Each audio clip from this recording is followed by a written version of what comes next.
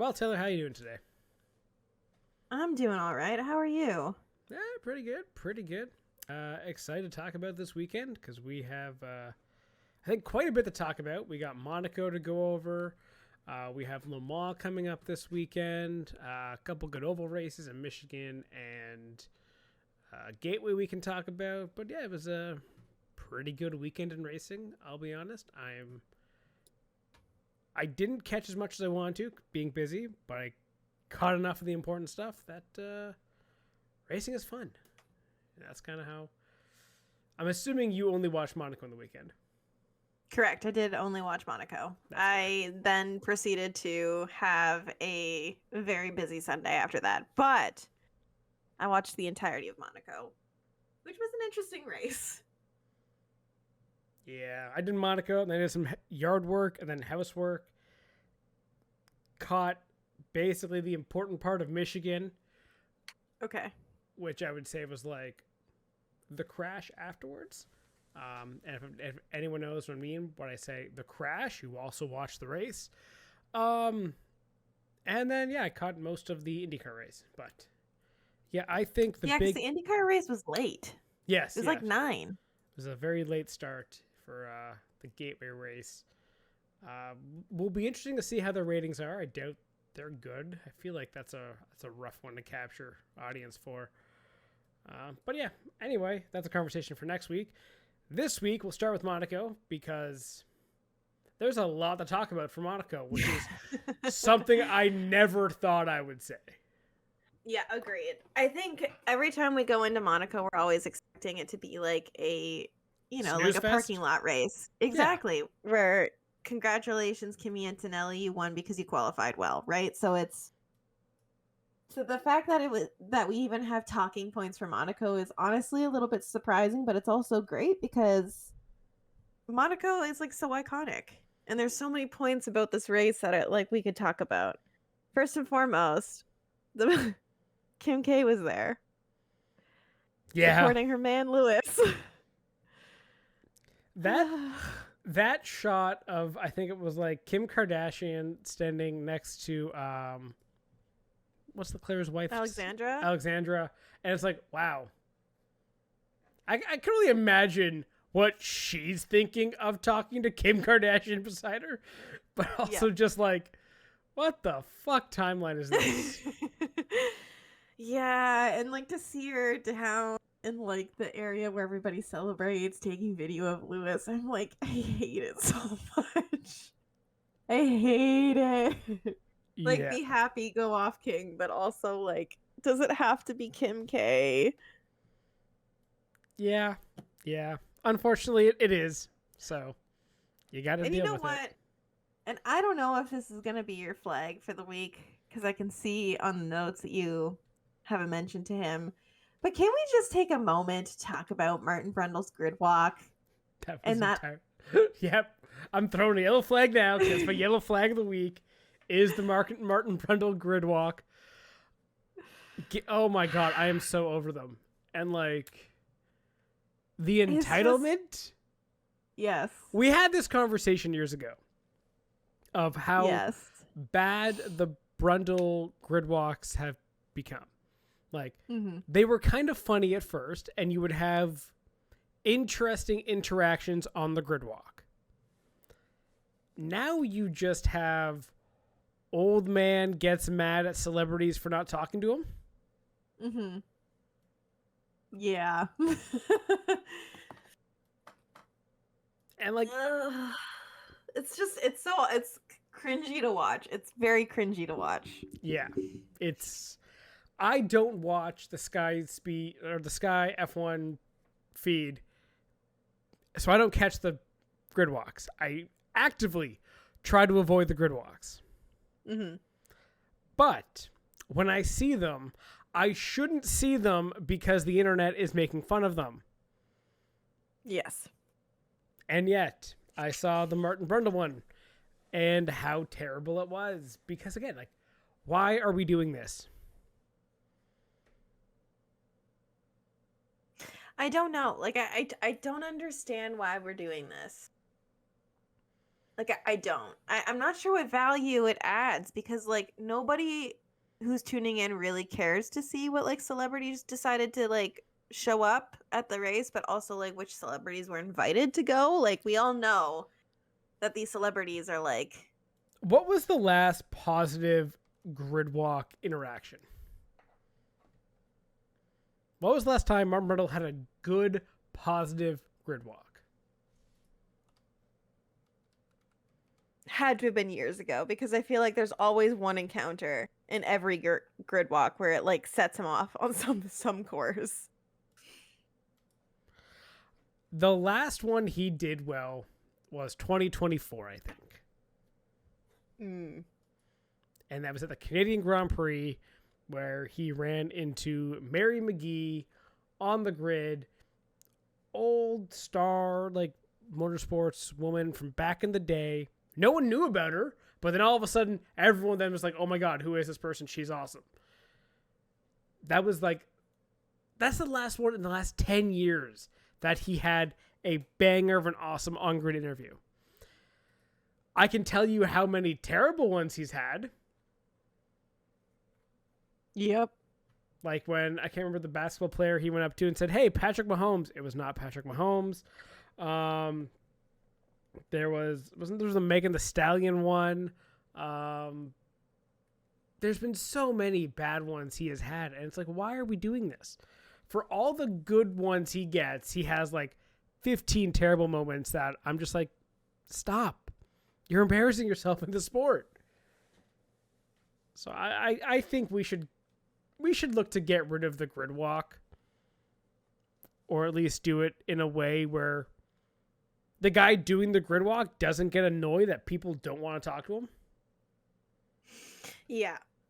It doesn't add anything to the broadcast. If anything, it just makes viewers like feel awkward because like it's an awkward situation for the people that he's interviewing. So I think it's time that we can like safely say goodbye to the grid walk. So yeah, that's my yellow flag of the week because I hate the grid walk and I want to see it gone. And it's not terrible, but it is just, why? But anyway, back to the actual race for Monaco. So qualifying on Saturday was fun.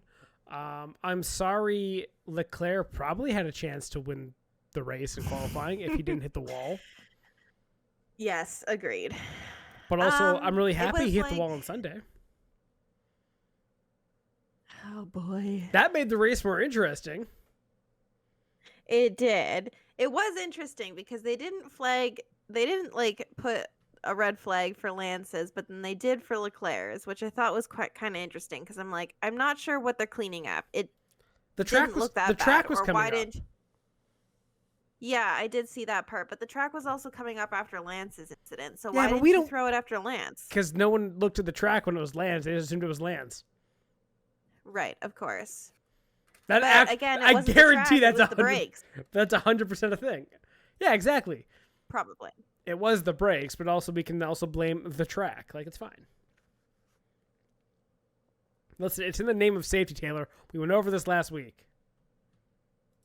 I still think that there's times when it's unnecessary, and I think it was one of those times. But anyway. Well, let's talk about the overarching things of the race.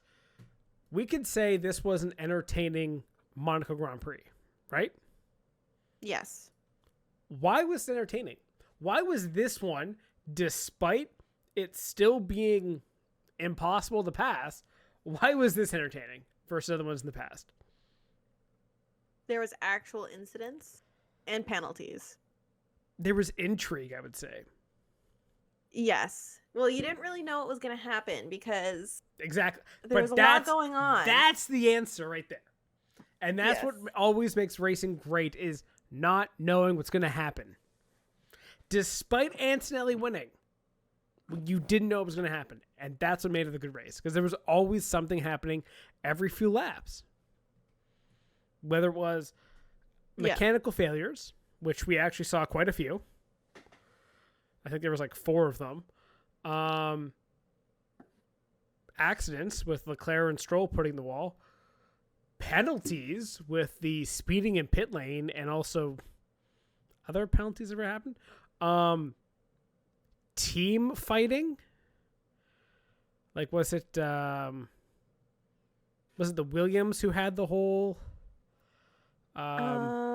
They basically made Albon back up so that Sainz could get ahead with the pit stop. Yes. Yeah, and that barely works. Like, there was so much going on in this race. It was entertaining. Mm-hmm. Yeah, there was a lot, and I will say, what I enjoyed the most was like just the sheer amount of penalties that George Russell got. Did not love. That was stupid, by the way, by Mercedes. It was stupid. And I get it. However, like, you could also clearly see that they didn't serve it correctly. Yeah. And it was really stupid. But like, they knew they had a penalty and they just ignored it.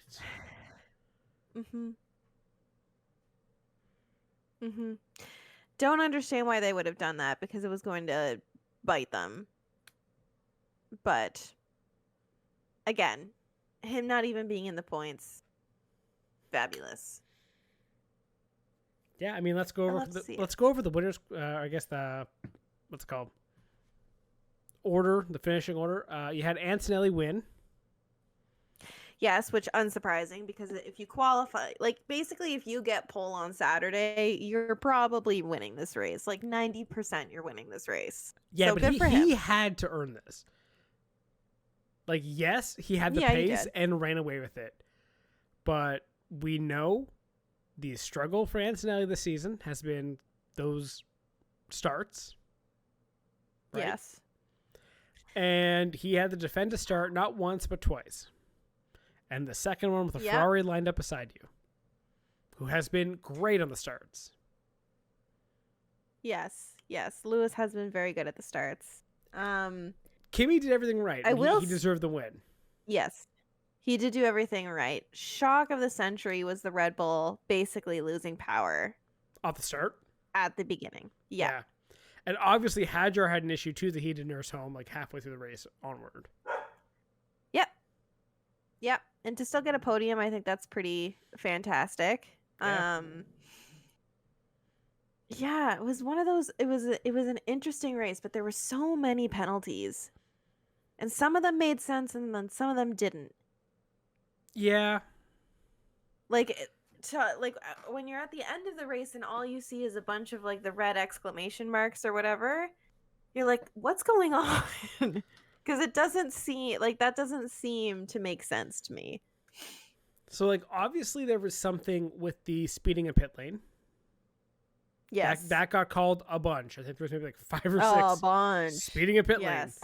And I think then was it Gasly is the one that's challenging it? Like his team, like Alpine is maybe submitted a challenge. I think it was for speeding in the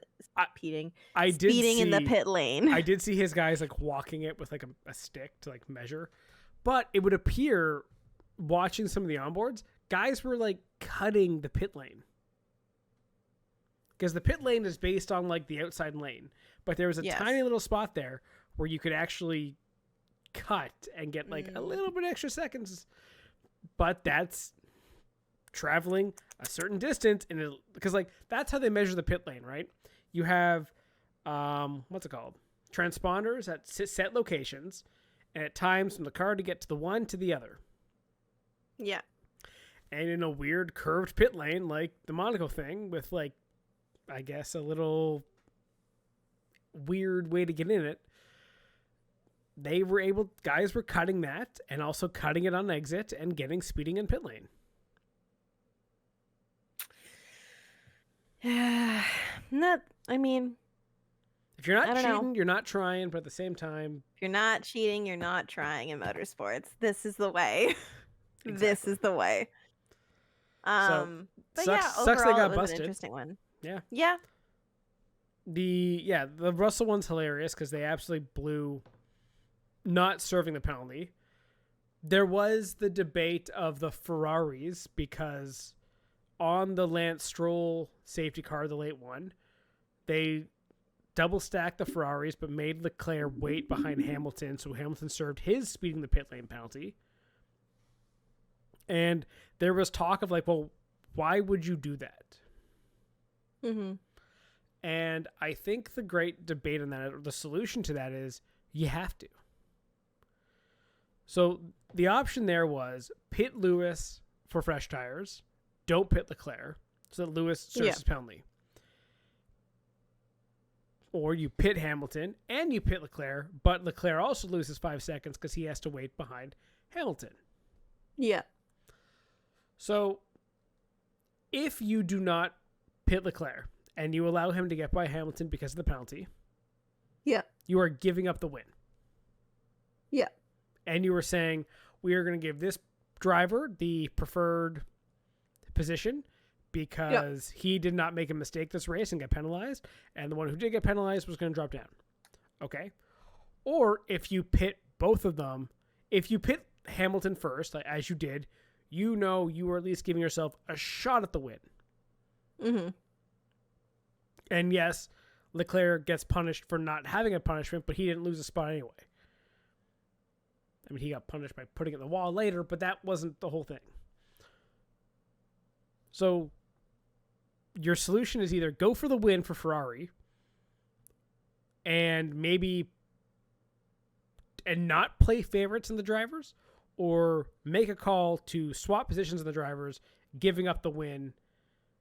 Like, the correct answer was to pit them. Pit both of them. Yes. Yeah. I can understand why people wouldn't like it, but I do think that is the correct answer. Do you want a team to go for the win or not? Exactly. Like, there's you.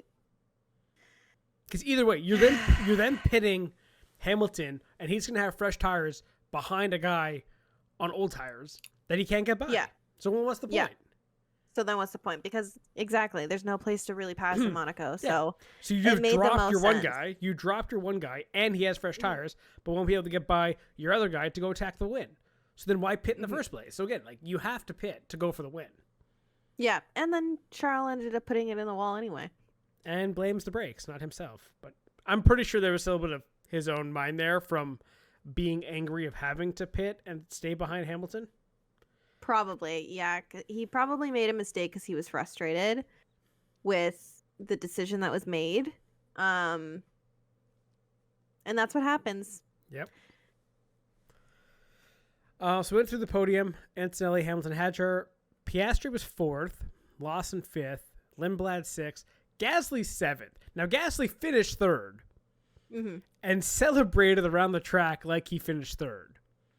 His team never told him about the penalties. That's kind of sad. Yeah. Oh. Yeah, that's kind of sad. I felt bad seeing that. Like, oh no, he thought he had a podium in Monaco. Yeah, only to be told after the fact that there's penalties that will drop you to 7th. Yeah, drop you to 7th. That is so disappointing. Yeah. Ocon, and then to celebrate, and you're like, oh. Yeah. Albon 8th, Ocon 9th, and 10th, getting their first point of the year. Aston Martin and Fernando Alonso. Oh boy. That's unbelievable that Aston got a point. Yes, it is. It is. Very much so. And if it's the only point they get this season, good on y'all. They are ahead of Cadillac, and I think that's all that matters. Well, yeah, there's no way Cadillac's getting points this year. You would think. No way.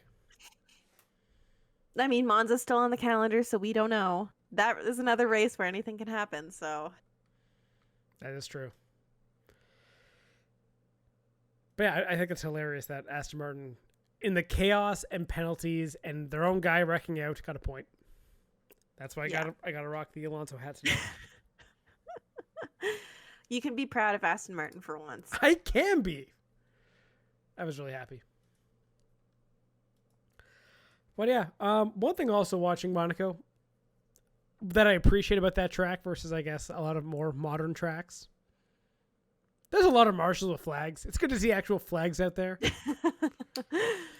Like, there's not a lot of late panels. A lot of it is flags. A lot of it is. Yeah, you're right. I don't actually see a lot of light panels. I guess they haven't adopted that. I think they have a couple light panels for blue flags, for like blue flagging a car. Yeah, like out of the tunnel. Yep. I think incidents and stuff, it's mostly flags. Mm-hmm. And multiple of them, because they have so many corners, I guess, to flag. Yeah. Now, I don't know if you know this, but to be a marshal at Monaco, it's like really intense to get in. I was wondering that watching. You know this? I'm not going to lie. Okay.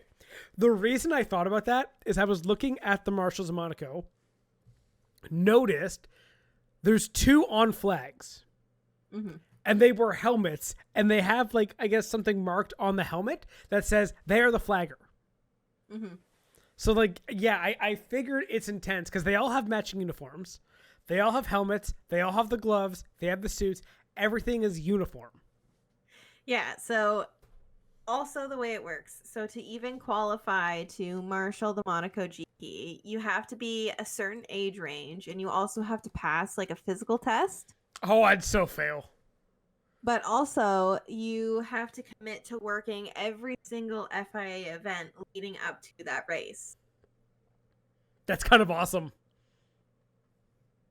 I mean, if you're like, if you have no job or like this is what you do or whatever, then sure, that's fine. You could do that. But like, because it's like basically what, 3 months of your life that you take off in order to marshal all of these events leading up to the Monaco GP.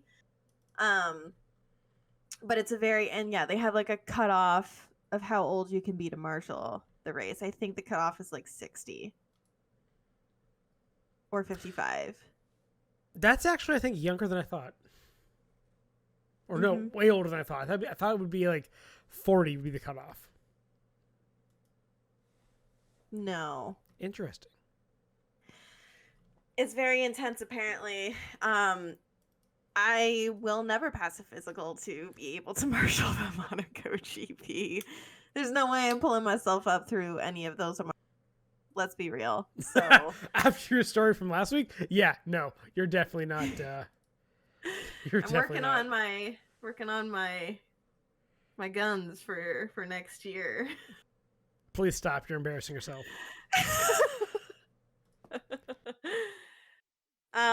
Anyway. That's good to know. I didn't actually know it was like that intense of a thing to be a marshal. But it makes sense because they have so many and all the stuff they have to do there. Mm-hmm. Yeah, I will say that like the designations aren't a surprise because like we kind of even do that at Montreal. Like everybody is designated on race day, like for the F1 race, what you were doing. So like I was intervention, so I had to be intervention. I had to go stand at a hole. Thankfully, I did not have to go through said hole. But wait, why are you in a hole? No, you stand at one of those holes. I thought your spot though, like your back was to the track. Like, wasn't it right by a cutout? No. What do you mean? My back was not to the track. Because I thought it's 6. You were at 6, right? Like, because I thought there's a but where I was positioned for F1 was like basically I was basically in 7. Oh. Okay. So the camera angle, if you look, you can actually see my white blob every single time. I saw you, and I thought I could see like you, and not like there was nothing there. I thought I could misremembering. No, because I was very clearly standing in like an orange square. Okay. At my little marshal hole. That you could not jump through? No. And I'm looking at this thing. Although I did have a foothold. That was the one thing that I scoped as soon as I got there. I was like, how am I going to get through this if somebody like decides to like... What are the roles at an F1 event? So there are 2 flaggers. One on blue flag, but they don't really blue flag. So they end up doing like the greens and the whites. Yep. Then there's a yellow flagger, designated yellow flagger. Then comms, light panel, and then the rest are intervention. Well, then you have your chief, like your captain of the corner. Then the rest are intervention. So intervention is essentially safety? Yes. Yeah. Correct. Yeah, it's the safety marshal. So those are the ones that are going to respond if anything happens, and they say go, all of the intervention marshals are the ones that are going. What is the easiest thing to do? Light panel? Light panel is so easy. Yeah. It's so easy. How much of it is automated too? The blue flagging is automated, and the full course yellows. And the safety cars are all green is automated. Yes. But white flags you have to do, yellow flags you have to do, debris you have to do. And then blue flag if it's not a race. Yeah, okay. Yeah. Because they do it automatically in the racing. But you have to blue flag manually for practice sessions and qualifying. That's fair. Anyway. So they don't have a groundhog flag on the light panel yet. No, and I wish they did. I want, just like the Australia has the kangaroo flag. Can someone make a groundhog flag and just fly it out there? I don't know. I wish. Somebody's got to do it. I'm surprised somebody hasn't yet. But I think because the flags are so controlled. Hear me out. CTP needs a wildlife flag. Why? There's sometimes wildlife going up the back straight. Is there? Yes.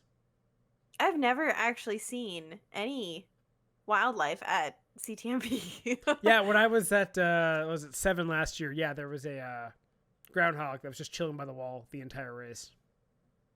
So, maybe you could have a wildlife flag at 5C and 6, and then we can carry those over to Montreal. Just saying, just an idea. I love it. Honestly, I would love a wildlife flag. So let's move on to our flags of the week. I've already given my yellow flag of the week. And then from there, we can then talk about some of the races and then also talk about Le Mans this week and I guess marshalling a 24-hour race. So yes. What do you have for a flag this week? I have 3 flags this week. I've got green, yellow, and red. Okay. So my green flag goes to George Russell's despair because I'm his #1 hater. And that's a great flag. I'm not gonna lie, it's hilarious. Who? I'm his #1 hater, and seeing him suffer those penalties, but still somehow be so delusional that he thinks that he's still in the championship race for 2026. Mathematically, sure, but the way it's going, you're not. He's not even. He's in the best car, and he's not even second in the championship. No, because he's again, he's built himself up in his own head for so long, and he's felt so entitled to a championship at this point. He's actually delusional to think that he's going to win one. Kimi Antonelli is so far outperforming George Russell. It's hilarious to me. As George Russell's #1 hater, TM. So. What I get from George Russell is kind of like Mark Webber vibes. Okay, interesting. Interesting. Finally, you have a team in Red Bull. You're there. You're kind of the veteran. You're expected to win. Oh, here comes this fucking young guy in, at that time, Sebastian Vettel, who kicks your ass all the way to a championship.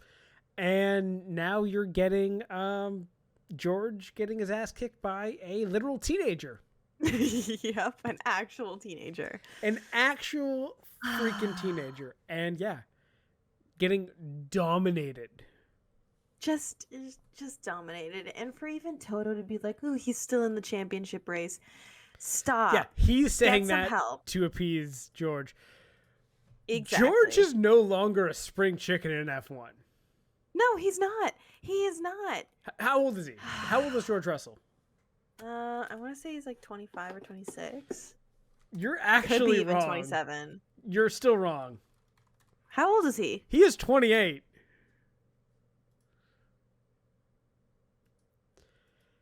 gosh, he's old. He is rapidly approaching the wow. How are you still? Old. You're old. How are you still in F1 conversation?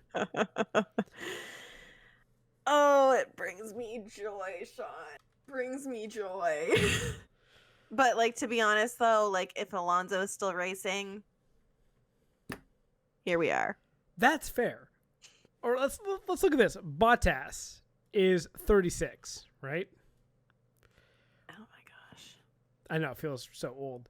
When did he go to Mercedes? Who? Bottas? Yeah. Oh gosh, I don't know. When he was 26. Oh my gosh. Oh my gosh. It was was it 17 season that he went to? So Alonso's 44. What? It's okay. My point being is Bottas went to Mercedes at the time where Russell is Mercedes now. And then Bottas had a whole great career being a second driver. Yeah. I think we're seeing Russell be a second driver. And he's going to have to decide whether he's okay with that or not. He's not. He's not okay.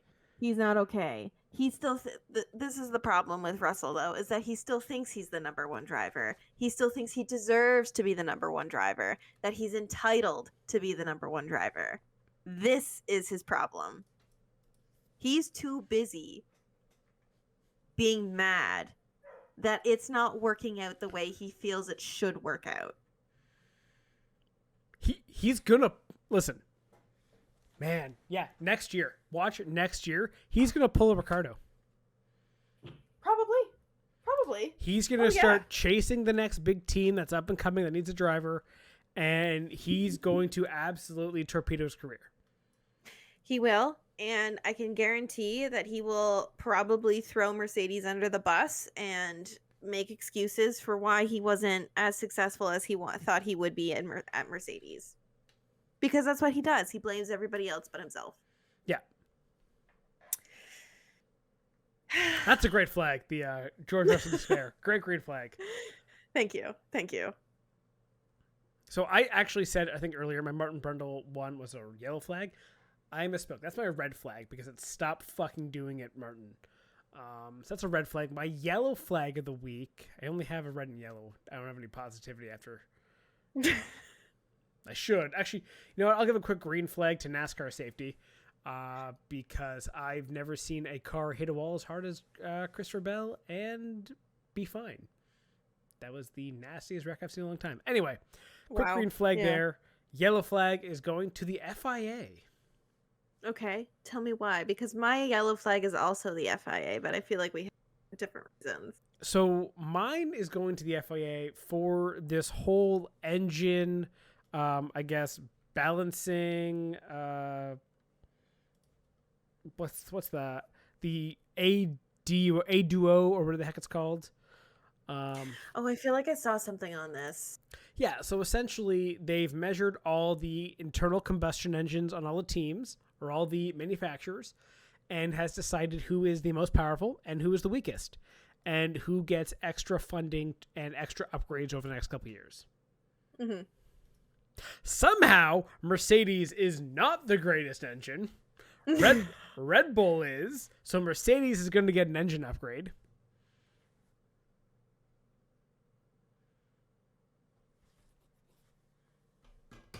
What? Now, actually, I don't disagree with that, to be honest. Like, if you look at the F1 standings this year, right? Like constructors. Yeah. What like Red Bull is still 4, but also Racing Bull is right behind them at 6. So clearly there is actually some good performance on that end. It's probably not chassis related. It's probably engine related. Yeah. Meanwhile, some of the other teams that are running Mercedes, like a Williams or McLaren, Alpine, they actually haven't had that great of performances this year. No, and Zach Brown was already he was, I guess, in his feelings about how things went down at Monaco and was like, I don't know if the future is like a Mercedes power unit.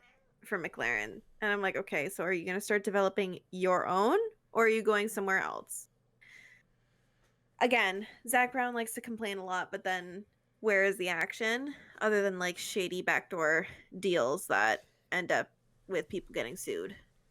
So that is very true.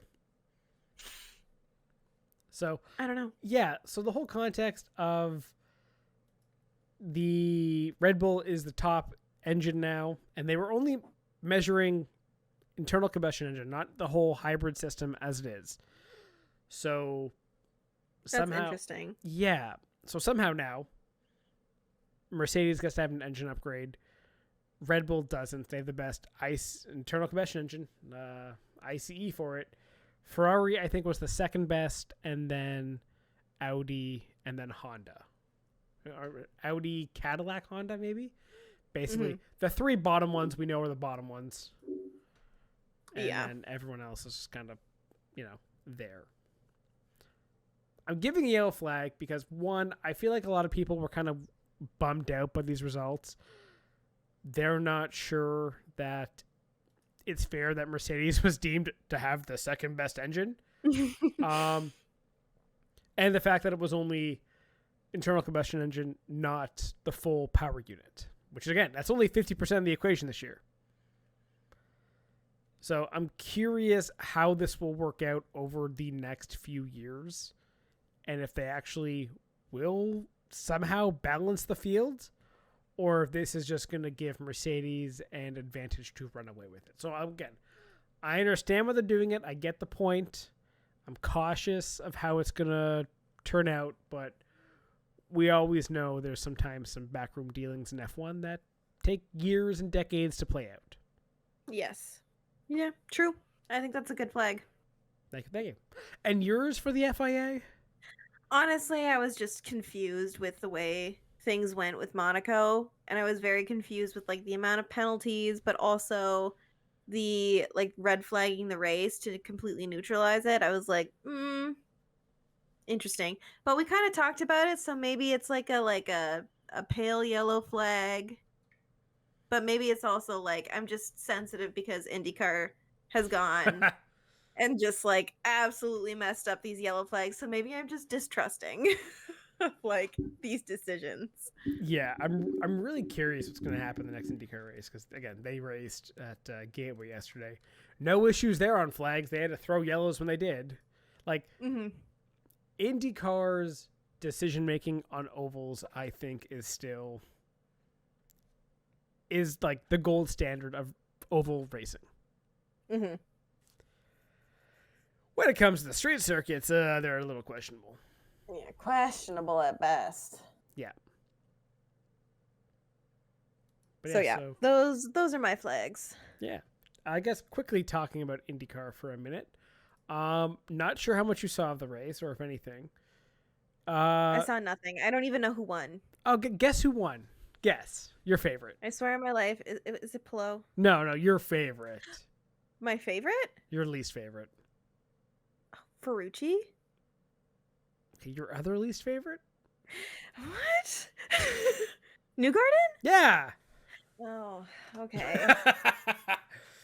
I mean, I predicted Malukas, and like, you know what? I just had the wrong Penske. Yeah. Oh, well. Okay. Well, boo. I mean, I guess at least it wasn't Pelot, but boo. Yeah, Pelot ran out of gas in the pit lane. What? Yep, he finished 17th from a minor mistake. Minor? Well, yeah. Running out of gas is not minor. Well, it's minor-ish. You miscalculated. Yes, exactly.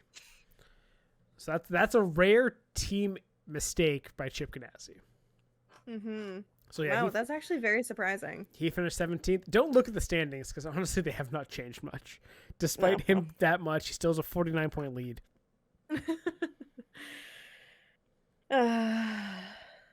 But anything else happen in the IndyCar race, or just Newgarden won? There was some interesting. Flo ran out of gas. I don't know if it's the time to have the conversation for Nolan Siegel, but he also wrecked out of the race again.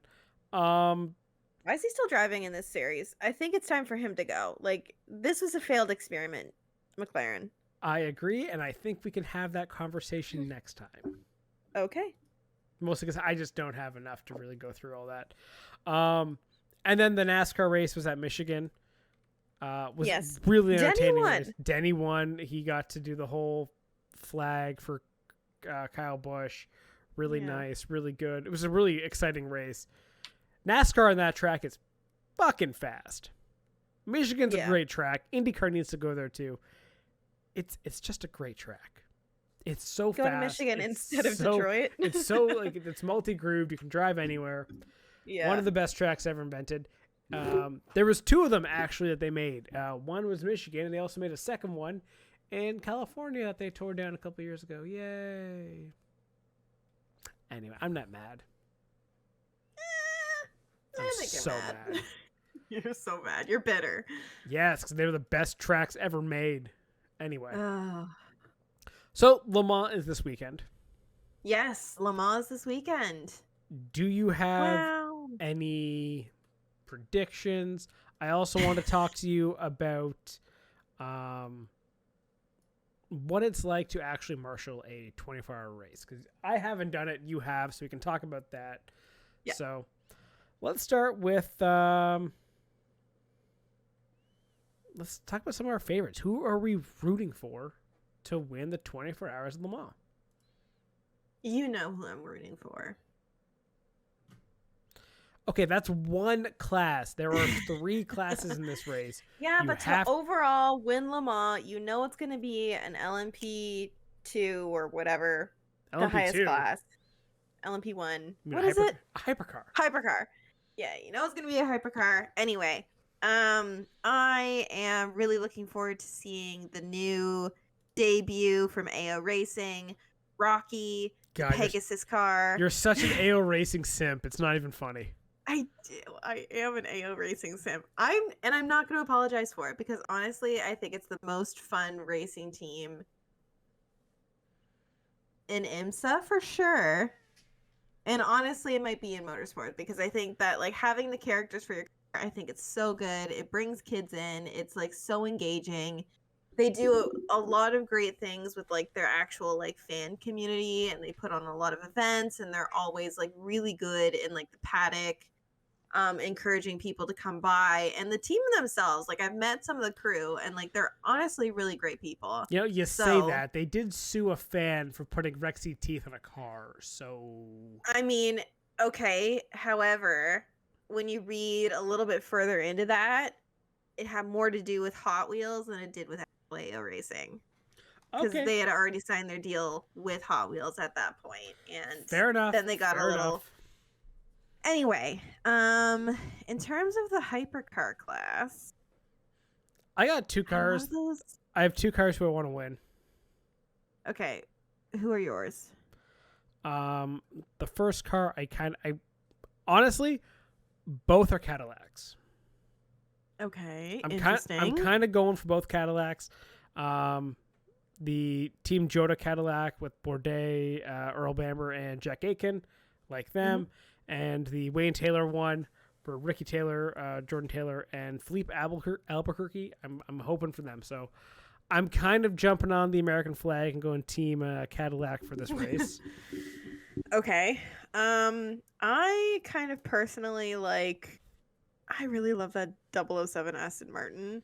Yeah, but the Aston Martin's so fucking shit. I don't even know why they still put this car on the field. Like, it always sucks. They always come in last. You need almost every other car in class to have an issue. Yeah, I'll also go with BMW, though. Like the number 15 BMW with Kevin Magnussen on the team. That's fair.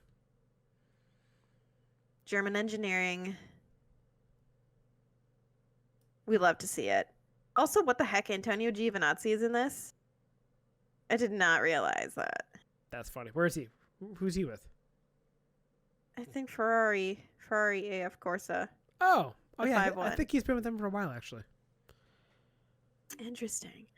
That's kind of my pick for the hypercar class. Fair. That's fair. I'm going to go with the LMP2. Again, a team I will be cheering for. I'm thinking probably DKR Engineering. I like that car a lot. It's the number 3. This looks fun. It's orange and freaking like blue tiger stripes. I don't know. It's fun. I know why you're choosing this. Why? Because of Ringer Van de Zanda. Oh, wait. Oh, yeah, totally. Yes. Also, yes. My favorite Dutch driver. Also doing that one. Yes. Yeah, totally. I actually didn't even realize that. That's perfect. Funny. Anyway. For the LMP2s, obviously I'm going with Rocky, the 99, AO Racing. They should have named it Peggy. I'm sorry. It would have been good if it was Peggy. They do need another female car because they have 2 males. Exactly. They could have gone with another female. You're right. I like that idea. In the red, could have worked. Should have worked. Yeah. You're right. Okay, LMGT3. Oh, 13 Autosport. 100%. 13 Autosport is definitely my number 1 go-to. Other one will be Team WRT, the 69. Mostly because I love Parker Thompson. So. Yes, you and Parker Thompson. Love Parker Thompson. I've liked the guys since he was in like USF 2000, okay? Yeah, to be fair.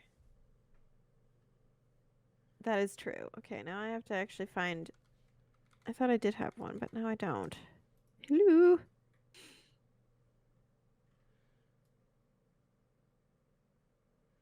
Honestly, I feel like I'm agnostic. Okay, fair enough. You don't have a say in the LMGT3? No. I'm surprised you wouldn't go 13 Autosport. I'm trying to find them right now. They're the Canadian car. Oh, they are. Yeah, we'll go with that one. Yeah, we'll go with the Danny. Yeah. So Le Mans is gonna be fun. Always is. I wonder if I can try to stay up and watch the whole thing. Sarah might kill me. We'll see. I'll see if I can manage that one. I did it for the other one. I can try it for this one. What's the worst that can happen? Death. Death, yes. Okay. So, if you had to make a dream lineup for Le Mans, you have to make I have my team. 3-driver team. I need to know who you'd pick. I've got my 3. Do you have your 3? Yeah, I think I do. At this moment, yes, I do. Okay. Max Verstappen, obviously. Okay, you also have to come up with a name for your team. What? Yeah, you have to come up with a name.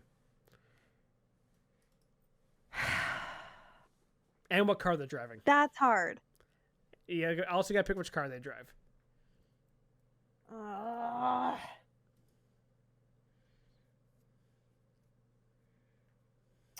When you made this harder. I did. Have gone with that.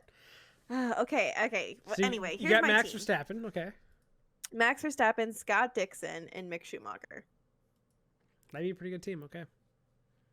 Yeah, because Mick's done the 24-hour before. He's been part of a team. Scott Dixon, I just think is incredible. And he's done the 24-hour of Daytona, which a very different race, I know, but at least is comfortable with endurance racing. And Max Verstappen, obviously. That's obviously. Fair. In terms of the class, I'd say LMP2. Okay. Mm-hmm. What about you? So my team, I would take Ryo Hirakawa as my 1 driver. Who? He's Ryo Hirakawa. He drives for the Toyota. Oh, okay. Sorry. Yes. Continue. He's a great driver. It's Super Formula, Super GT. He's gone into WEC and stuff. Yeah, he's good. Okay. So Ryo Hirakawa, Japanese driver. I was also thinking going Mick Schumacher, but I think I would go 24-hour Le Mans winner Nico Hülkenberg. Okay. And then I would probably go Kimi Antonelli. Interesting. Now, it's true. I'd also make them a hypercar. I would have them either drive a BMW, a Porsche, or maybe a Toyota. Maybe even a Ferrari. It has to be one of those. I think Axis Racing would be the name. Get it? Because you got the Japanese, the German, the Italian. Oh, boy. Okay. Or I was originally trying to think something around Habsburg and trying to get like a whole royalty lineup going. That was a lot harder to come up with. You think? Yeah, that would have been hard. It was gonna be like Habsburg, Leclerc, to have like maybe like Prince of Monaco bullshit kind of thing. I don't know. I was kind of thinking along that way, but couldn't put it together. So couldn't put it together. That's fair. Had to take the low hanging fruit. So that's unfortunate. But yeah, we have that to look forward to this week. I don't think there's anything else this weekend. Usually I feel like there's not. Like, there's not a lot of overlap with the 24-hour of Le Mans. Yeah. Like, NASCAR's at Pocono. Okay. And yeah, I think that's it. Yeah. I don't think there's F1 or... No IndyCar. Yeah, no IndyCar. Yeah. So that's it. NASCAR look forward to. And Le Mans. Yeah. I hope you actually watch this time. I watched last year. Yeah, we're going to see how many hours you watch this time. We're going to have a competition who watches more hours, okay? It'll be you. Definitely. It'll be you. Anyway, on that wonderful note, we'll be back next week. Thank you for listening to Marshal Matters. If you enjoyed the show, remember to leave a rating and a comment, and also follow so you don't miss an episode. And don't forget, if you want to get involved in motorsports, the easiest way to do so is by marshalling at your local track. Join our cult.